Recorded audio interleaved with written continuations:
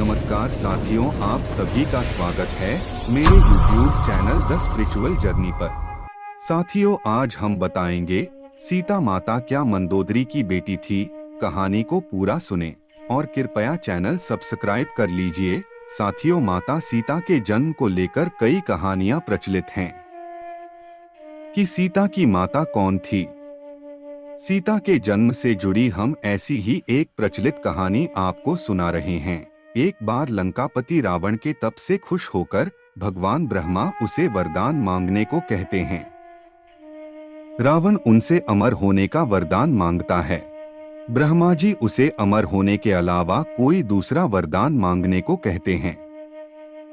रावण वरदान में मांगता है कि मुझे सुर, असुर, पिशाच, नाग, किन्नर या अप्सरा कोई भी न मार सके। रावण मनुष्य द्वारा न मारे जाने के बारे में नहीं बोलता है, क्योंकि वह मनुष्य को तिनके के समान समझता था। वरदान पाने के बाद रावण हर तरफ तबाही मचाना शुरू कर देता है। एक दिन वह दंडकारण्य नामक जगह पहुंचता है, जहां ऋषिमुनियों का निवास था।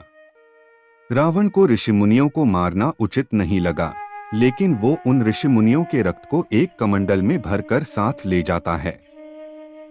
वह कमंडल गृत्समद ऋषि का था, जो पुत्री की लालसा में माता लक्ष्मी से प्रार्थना करते थे कि वह उनके घर पुत्री के रूप में जन्म लें। इसके लिए गृत्समद ऋषि रोजाना पूजा पाठ के दौरान पवित्र मंत्र पढ़कर दूध की कुछ बूंदें कमंडल में डाला करते थे, जिसमें रावण रक्त भरकर अपने साथ ले गया था।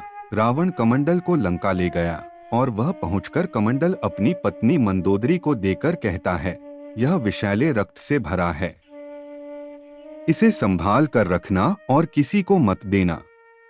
कुछ दिन बाद विहार के लिए रावण किसी पर्वत पर चला जाता है। मंदोदरी को इस तरह रावण का जाना अच्छा नहीं लगता है। वो मृत्यु प्राप्त करने के लिए कमंडल में भरे विष का पान कर लेती है। कमंडल के रक्त को पीने के कुछ समय बाद मंदोदरी गर्भवती हो जाती है। गर्भवती होने के बाद मंदोदरी घबरा जाती है कि महल में मौजूद अन्य लोग उसके बारे में क्या सोचेंगे। फिर मंदोदरी तीर्थ यात्रा का नाम लेकर कुरुक्षेत्र चली जाती है।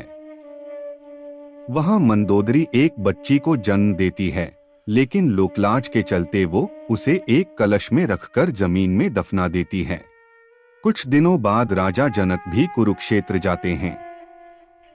जब वह जमीन में हल चलाते हैं तो उन्हें वहां कलश मिलता है, जिसमें मंदोदरी ने बच्ची को रखा था। बच्ची को कलश से निकालते ही आसमान से फूलों की वर्षा होने लगती है और साथ में आकाशवाणी भी होती है। आकाशवाणी में राजा जनक द्वारा उस कन्या के लालन पालन की बात कही जाती है।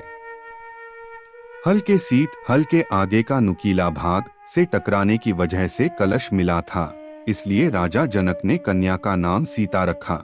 साथियों, आज की इस कहानी में इतना ही और कृपया चैनल सब्सक्राइब कर लीजिए। धन्यवाद।